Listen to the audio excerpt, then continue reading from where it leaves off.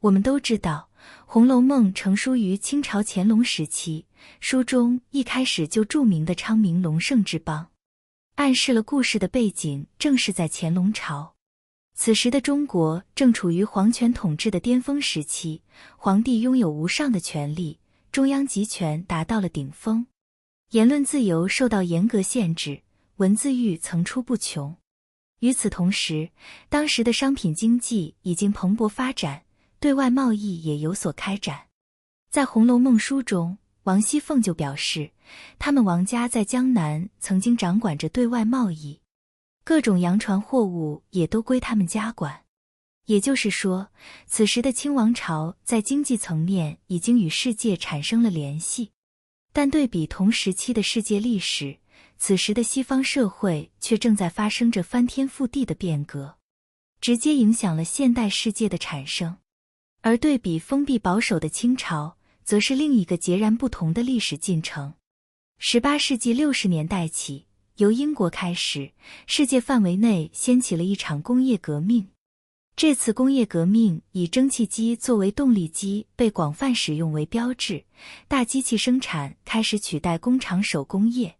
人的生产力得到前所未有的解放。这一次技术革命也直接改变了人类的生产模式和社会关系。从此，工业资产阶级和工业无产阶级形成和壮大起来，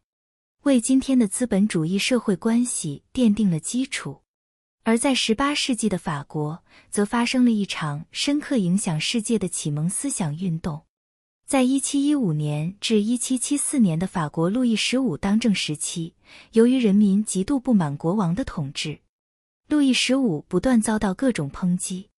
这一时期的法国涌现出了伏尔泰、孟德斯鸠、卢梭、狄德罗等一大批思想开明的进步人物，他们先后提出了天赋人权、君主立宪、三权分立、主权在民等重要思想，并且这些思想日益深入人心，深刻影响了后世的政治历史格局。随后的法国大革命摧毁了法国君主专制统治，传播了自由民主的进步思想，对世界历史的发展有非常大的影响。而18世纪的美国则正在经历独立战争，北美民族意识崛起，力图推翻英国的殖民统治，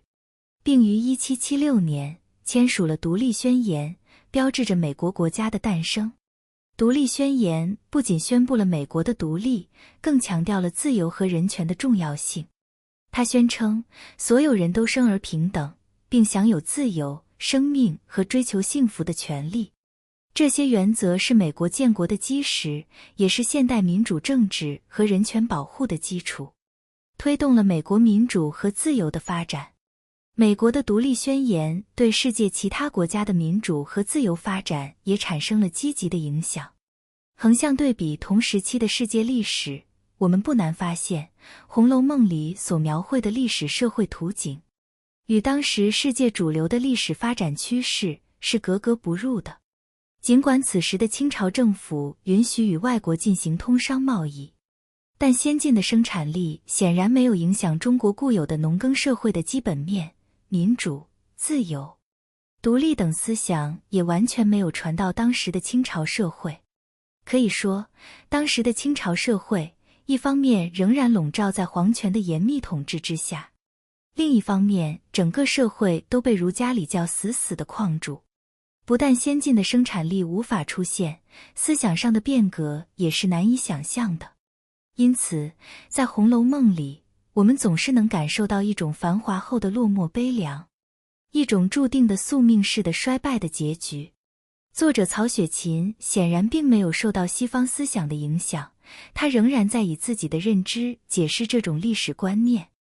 因此，他提出了盛极而衰、荣辱周而复始的历史周期律。但现在的我们则能更清楚地认识到，那种悲凉的气质是来自于皇权最后的繁荣，